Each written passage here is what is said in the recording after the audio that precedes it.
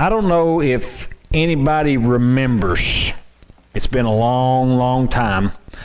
But back probably about the end of February, 1st of March, we started a new study on Wednesday night. And we did one study before everything shut down. We did one night, and it was on it's isolation. And that was one of the reasons that I picked this, was because I know that there's been a lot of people that have felt isolated in all this, and I think that that's one reason that we're all knowing and beginning to know so many people that have had coronavirus, and because people got so tired of being isolated that at this point, I think they started the mandates and started the shutdowns and everything a little early in our area, because you're not going to get people to go back in at this point, I don't think. People are just, they got tired of being isolated. But we had a time of isolation, so I started a study just as this all started on isolation. And our first study, it was about Abraham and how he isolated himself, or he allowed himself to be isolated from his family, and he isolated from his family through faith. And he isolated himself from everything that he had ever known because of the faith that he had. But tonight we're going to talk about being isolated from your family. Now, Abraham was isolated through faith, but tonight we're going to talk about somebody who was just isolated, who his family isolated him, and that is Joseph. Joseph got isolated or disappointed, cast out from not only his birth family, but also from his second family. And we're going to talk about that tonight, and how Joseph dealt with his isolation. So as we start out, just think about any time in your life that you have felt cheated, or that you have felt wrongly put away or put aside. Maybe you felt shunned by somebody, or you just felt that somebody just, I don't know how to put it, but somebody just completely cheated you out of a good moment, or completely and I know we've all felt that way, that somebody's just shunned you, or somebody's just ignored you. And how many times have we felt that way over our lifetime? You just felt that you were isolated. And maybe, and I know a lot of people, and I've heard this said before, people have talked about being alone, but then I've also heard people talk about feeling lonely while they were surrounded by people. And that's a feeling of isolation that a lot of people get, and sometimes it's just that they don't connect well with the people around them, or a lot of times it's not the person that feels the loneliness. It's not their fault at all. It's the people around them who shun them, who maybe they've got a problem. Maybe they're just having issues with dealing with other people.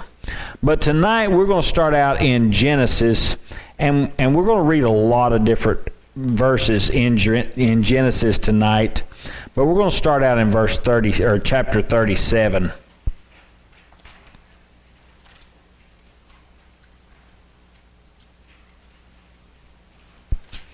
And I'm going to skip around a little bit. We're going to do 2 through 11 to start out with.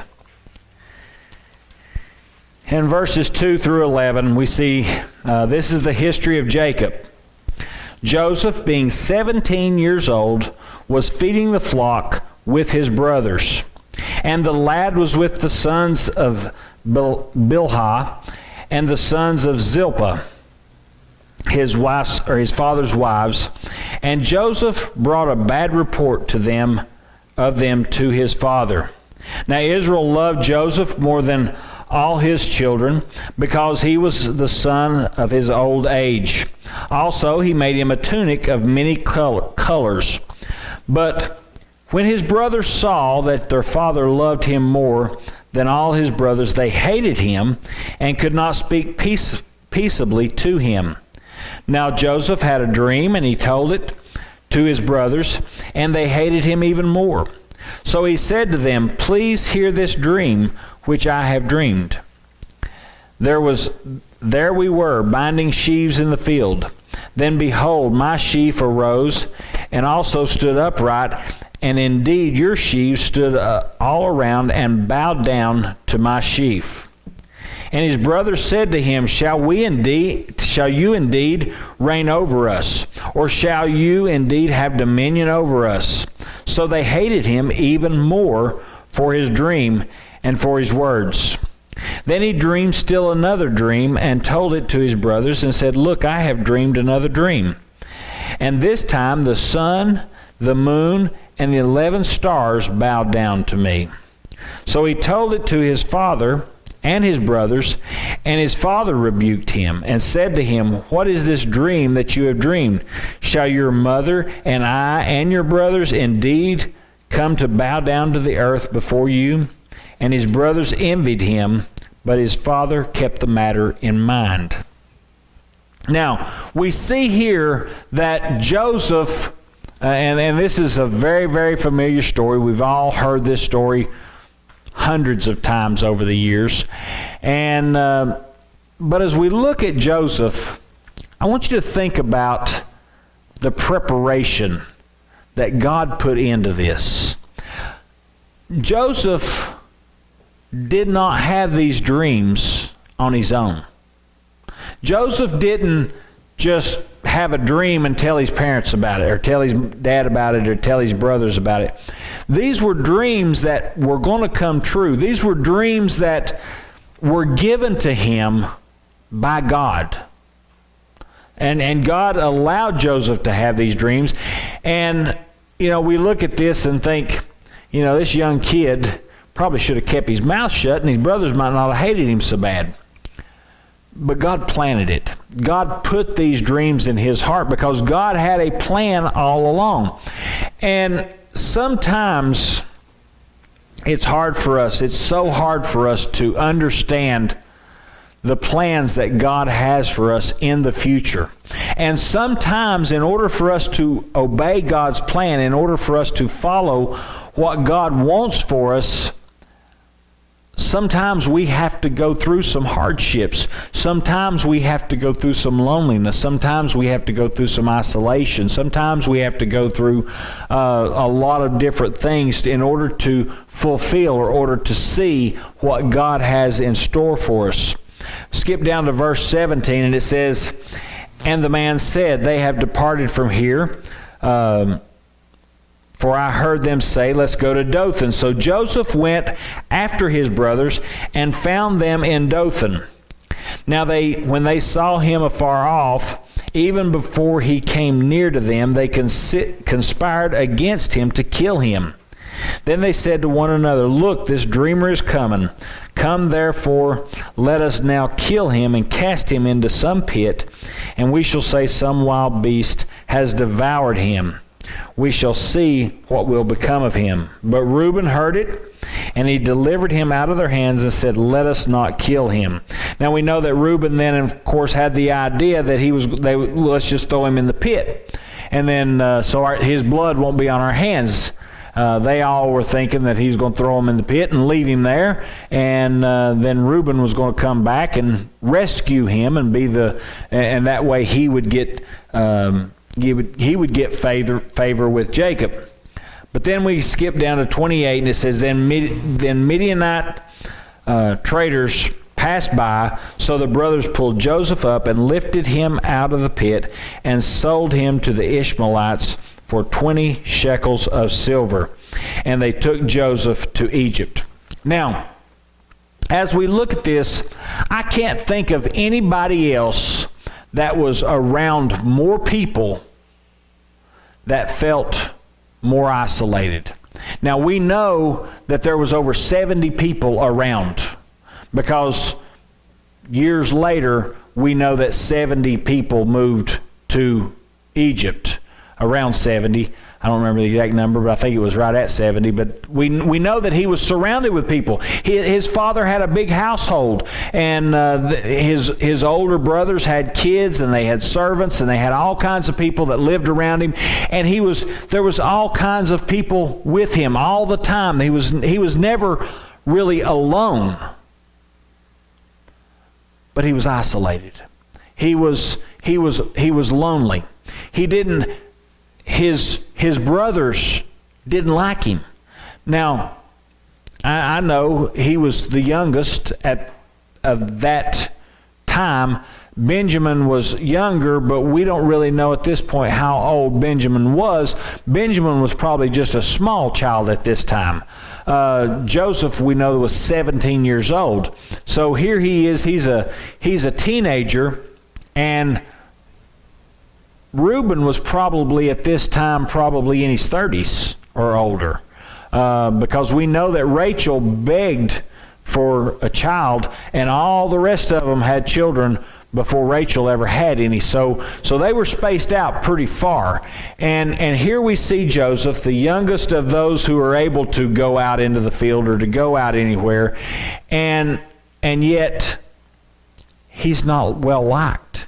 They're jealous of him, and yes, he did bring some of it on himself. I mean, when there in verse 2 we saw that he's a tattletale. He goes and tells on his brothers.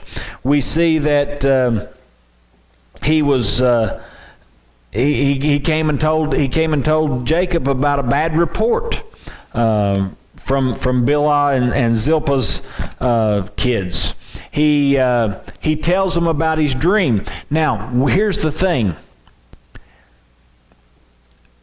We don't know what Joseph's personality might have been had God not laid it upon him. See, God wanted him isolated. God didn't want him to be favored by his brothers. He didn't want his brothers to like him. Now, I know that sounds kind of cruel. That sounds kind of mean, that God would put Joseph in this kind of position.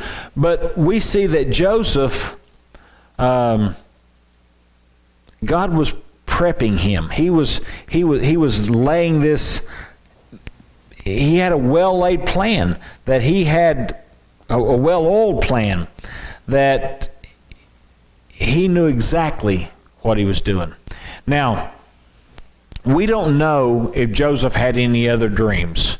We know that he was called the dreamer. We know that his brothers called him the dreamer. But we don't know that Joseph ever had another dream past that. That may have been the only two dreams that Joseph ever had and remembered. But they were important dreams. They were dreams that God used to cause dissension, to cause him to have this loneliness. But think about it. Nobody other than Jacob, and Jacob loved Joseph more than the others, but the rest of the family didn't want anything to do with him. And then he tells these dreams, and they got even madder. Now, I can't imagine, and I don't know, I've heard of families that didn't get along, and I've known brothers that didn't get along, and but I can't imagine. And listen, me and my brother, when we were growing up, we had some, and even as young adults, the worst we ever had. We've had some fights, and I know a lot of brothers have. Tell me two brothers that hadn't at some point had a fight, and we fought quite a bit, and up until I got big enough to whip him, and then it quit. But no, I mean, that's brothers. But never once in my life could I ever have imagined really hurting him or killing him or selling him off or anything like that. I just can't imagine how you could have that kind of hatred for your brother. I mean, 11 of them had a plan to kill him. Or 10 of them had a plan to kill him. And one just wanted to, throw him in a pit. But can you imagine having that kind of feelings? Not just for your brother, but for anybody in your family. To me, that just, I don't understand that. And I've never felt this kind of isolation, but I know a lot of people have. I know a lot of people have felt like they had nowhere to turn. I know a lot of people have felt like nobody liked them. Now, I'll admit, I did have that feeling for about 3 days when I first hit basic training. I felt that way for about 3 days. I felt, what have I done? Nobody likes me. I'm going to die down here. I felt all those things. Then I got to know my squad mates and got pretty close to them. But for a little while there, I kind of felt like Joseph. Nobody likes me, and nobody. I'm not going to. I'm isolated here. But think about what it would mean, so here it is. His whole family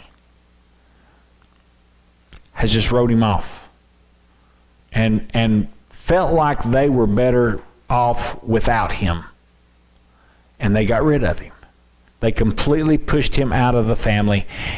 And they came back and told his dad that he was dead. And to them, he was dead. I mean, I've heard people say, "You're dead to me." I've heard that phrase. I've heard that term in movies and things. But, I mean, to them, that's the way they viewed it. You're dead to me. And I can't imagine having that kind of feeling toward anybody in life. But I really can't imagine anybody having that feeling toward me in life. That would just be so hard, and it would be devastating to have that kind of isolation. But then we see in chapter 39 that Joseph, he goes to a different place. And here's the thing I want you to look at with this. Joseph has this family that has completely pushed him aside. But we see that Joseph goes to Potiphar. It says, "Now Joseph had been taken down to Egypt, and Potiphar, an officer of Pharaoh, captain of the guard, an Egyptian, bought him from the Ishmaelites who had taken him down there. The Lord was with Joseph, and he was a successful man. And he was in the house of his master, the Egyptian. And his master saw that the Lord was with him, and that the Lord made all he did to prosper in his hands. So Joseph found favor in his sight and served him. Then he made him overseer of his house, and all that he had he put under his authority." Now, when Joseph made it down to Potiphar's house, and Potiphar bought Joseph as a servant, I've always viewed the way that, Potiphar took a liking to him. It says that he made him overseer of the house and basically gave him charge of everything. Joseph could have anything he wanted. He had everything he wanted. And the way I've always thought about this is Joseph basically, it was almost like he had found a second family. Potiphar loved Joseph. It was, when you take somebody and you give them charge of your complete house, whatever you say in this house goes. Whatever you do, you make all the decisions. He was more than a servant to Potiphar. He became almost like family. He had charge of the house. So I think that Joseph went from this feeling of Nobody likes me. Nobody loves me. My family wants to discard me. I'm dead to my family. And he goes from that to, I found a new family here. I have found a home. I've found a place where that I'm appreciated. I mean, that's a great feeling is to be appreciated. Everybody wants to feel appreciated.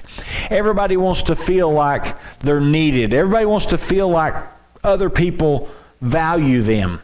And Joseph gets to this point that here I am. I have, even though my family has discarded me, even though my family hates me, now I have come to a point in my life that somebody sees value in me. Because up to this point, nobody saw value in Joseph but his father. Now he's found somebody that found favor with him. But then we see, if we skip down there to verse 10,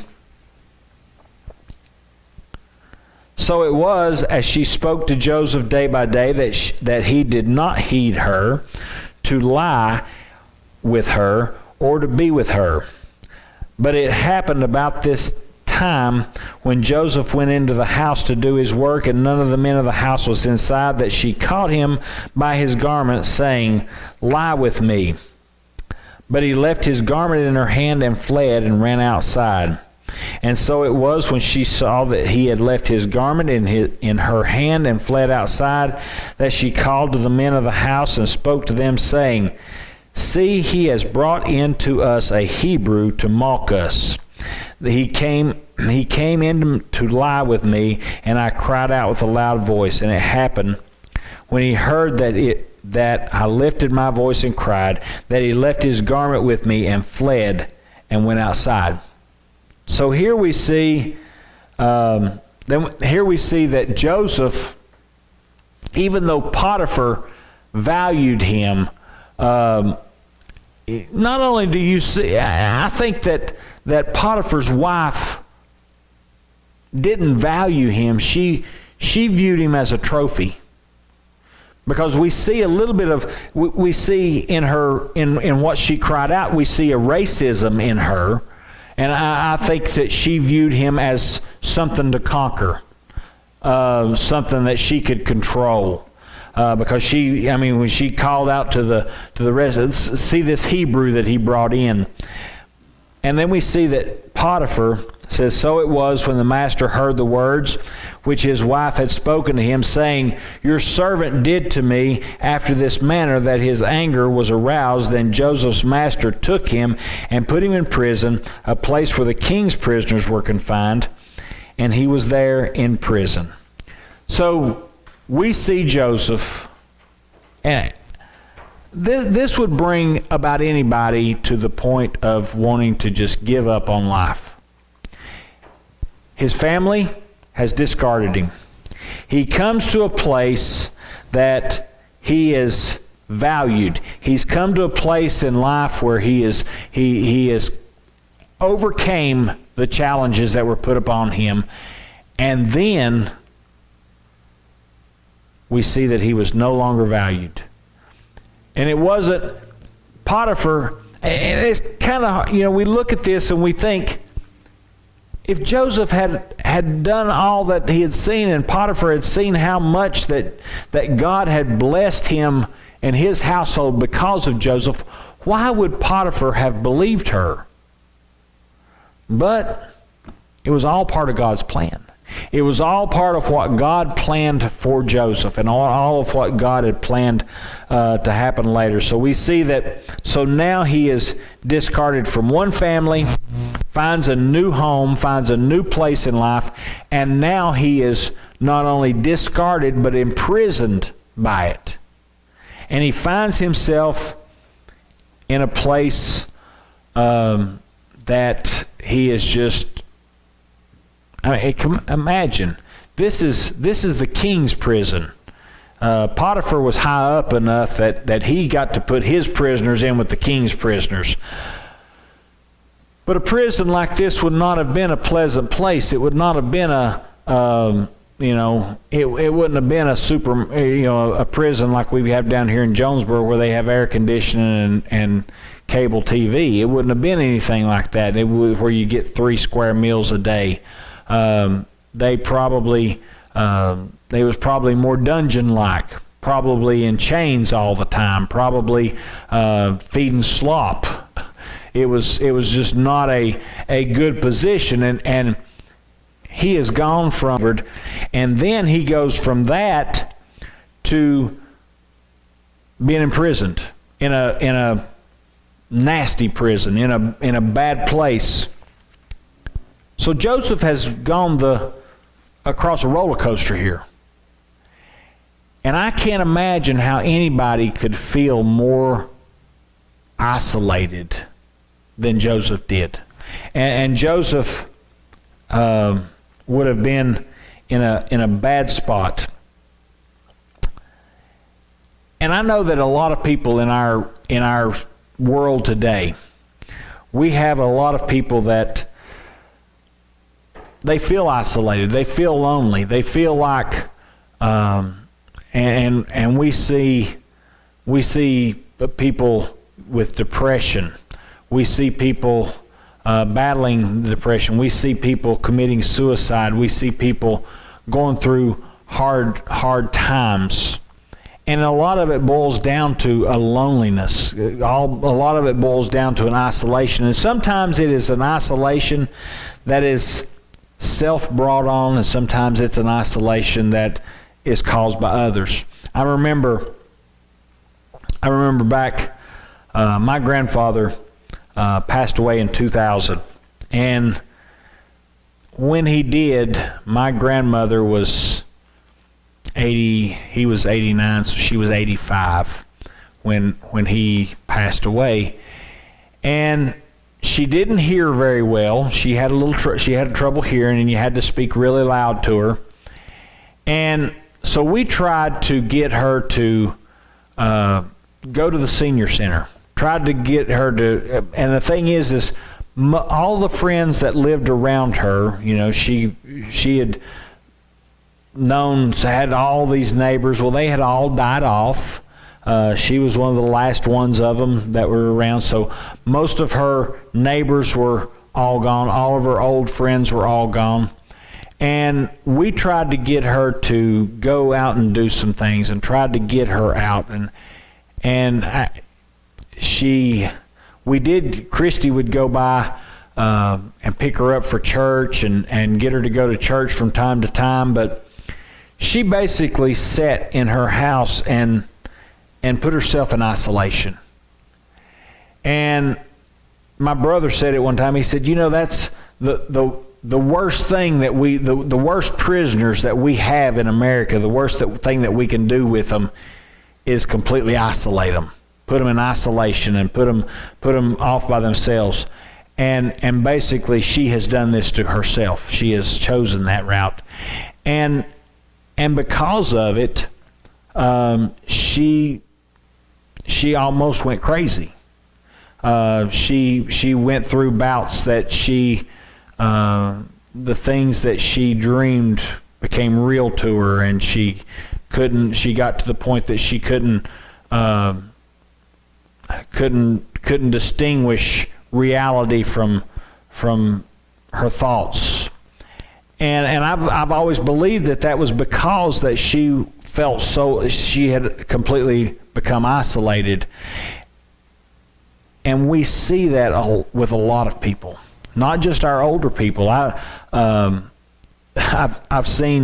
heard about people who, especially now that everything you can buy anything online. I've heard about people that never have human interaction. They order things. They order everything they need. They order their groceries. They order everything, and it comes to their house, and they go out there and get it, and it gets left on the door, and they go out and get it, and they never have any human interaction. And that would make you feel lonely. But then, like I said, that we've got a lot of people who they're surrounded by people and still feel lonely. They just don't feel valued. And that's a whole lesson for all of us, is we need to try to be conscious of the fact that, everybody don't feel valued.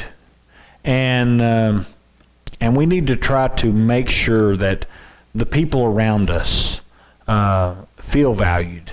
They feel like they matter to somebody.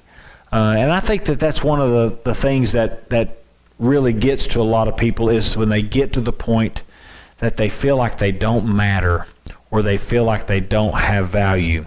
And I'm sure that Joseph, by this point in his life, had gotten to that point that he felt like he didn't have any value. Well, then we see it gets worse for him, because he goes along, and then we see that he has a baker and a cupbearer who come, and they become imprisoned. The Pharaoh had gotten angry with them, and at this point, even though he's still in prison, Joseph has started to find favor with the prison guards. They have realized that this boy's got the touch, that God has got his hand on this guy, and he's got the Midas touch. God had everything that Joseph was involved in succeeded, and the prison guards even put him in charge of being over the prisoners. And I know that don't sound like much, but he had a position there, and maybe not near what he felt when he was at home and his father loved him the most, or even while he was in Potiphar's house, but it started to give him a little bit more of a feeling of use, a feeling of value.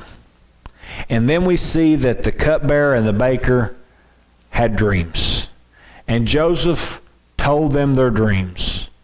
And he told the cupbearer, you're gonna be replaced, you're gonna find yourself back in the favor of Pharaoh, and when you do, I want you to remember me. I want you to tell Pharaoh about me. I want you to remember how good I was to you, and how God has favored me. And Joseph, of course, he had to tell the baker the bad news that he was going to be beheaded, which, then he couldn't ask any favors of him.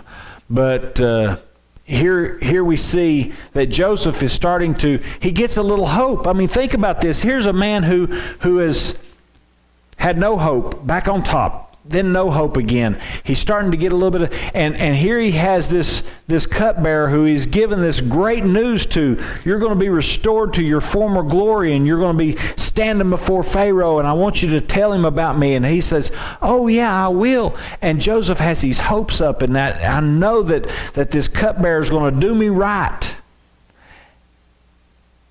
And he gets there, and he forgets about Joseph. And here Joseph is, and I can just imagine still being in prison and thinking, is today the day they're going to come get me out and put me before Pharaoh? Is today the day that I'm going to have this opportunity to speak to Pharaoh? Is this the day that I'm going to have the opportunity to get out of here and share my visions, or share what God has given me? And every day he woke up with another disappointment, because now somebody else that had made Joseph a promise, somebody else that had got his hopes up, disappointed him. Life was just absolutely full of disappointments for Joseph. And you think about people that have been through a lot of things. I can't think of anybody else that if anybody had reason to commit suicide or to end it, I can't think of anybody else that would have had more reason at this point than Joseph. I mean, why? What has he got to look forward to? And But Pharaoh had a dream. Pharaoh had a dream that nobody else could tell about, that nobody else knew what it meant. But his cupbearer, it says that he remembered. Verse 9 of chapter 41. Then the chief butler spoke to Pharaoh, saying, I remember my faults this day, when Pharaoh was angry with his servant and put me in custody in the house of the captain of the guard, both me and the chief baker. We each had a dream one night, he and I, each of us dreamed according to the interpretation of his own dream. Now there was a young Hebrew man with us there, a servant of the captain of the guard, and we told him, and he interpreted our dreams for us. To each man he interpreted according to his own dream, and it came to pass just as he interpreted for us. So it happened, he restored me to my office, and he hanged him. Then Pharaoh sent and called Joseph, and they brought him quickly out of the dungeon. And he shaved, changed his clothes, and came to Pharaoh. And Pharaoh said to Joseph, I have had a dream, and there is no one who can interpret it. But I have heard it said that you can understand a dream to interpret it. Here's the thing. Of course, Joseph told Pharaoh, I can't interpret a dream, but God can tell me. God can interpret my dream. And he, of course, we know the story. Joseph tells Pharaoh what his dream means. There's going to be 7 great years. There's going to be 7 years. And of course, he said, your 2 dreams are the same dream, just with different things. But we're going to have 7 years in Egypt of just bountiful years. We're going to have grain running out our ears. We're going to have more crops, and then we're going to have 7 years of just famine. 7 years that nothing will grow. And because of his dream, not only because of his dream, but because of the wisdom that God gave him, because of the insight that God gave him, so that he could come up with a plan that said, you need to start taking a percentage of everything and putting it aside. And basically, here's what happened. Pharaoh taxed all the people according to what Joseph said. And then they came along, and when the famine hit, the people would come to Pharaoh for some food and begging for food, and Pharaoh would make them sign over their land. So basically, to keep Egypt fed, Pharaoh at this point, at the end of the 14 years, at the end of the second 7 years, Pharaoh owned everything, and everybody was sharecroppers at that point. Everybody was either buying their land, paying him extra to buy their land back, or they were sharecroppers. And so Pharaoh became the greatest around. I mean, he owned everything, and it was because of what God had enlightened Joseph with. But here we see that Joseph is put back on top. I mean, he is number 2 in the greatest nation of the world at that point. I mean, Egypt was on the map. Egypt was it at that point in history. They were nobody messed with Egypt, and because of this, Joseph is the number 2 man. Nobody other than Pharaoh himself is greater than Joseph. And we see Joseph put in this great and mighty place. But here's what was so great, is his brothers, of course, come down, And yes, Joseph did have to mess with them a little bit. Nobody could blame him. I mean, why would he tell them right off the bat? He had to mess with them. He had to spur them a little bit because they had really done him wrong. But when he finally tells them who he is, he tells them this: you didn't put me in this position. You didn't. What you meant for bad, God meant for good.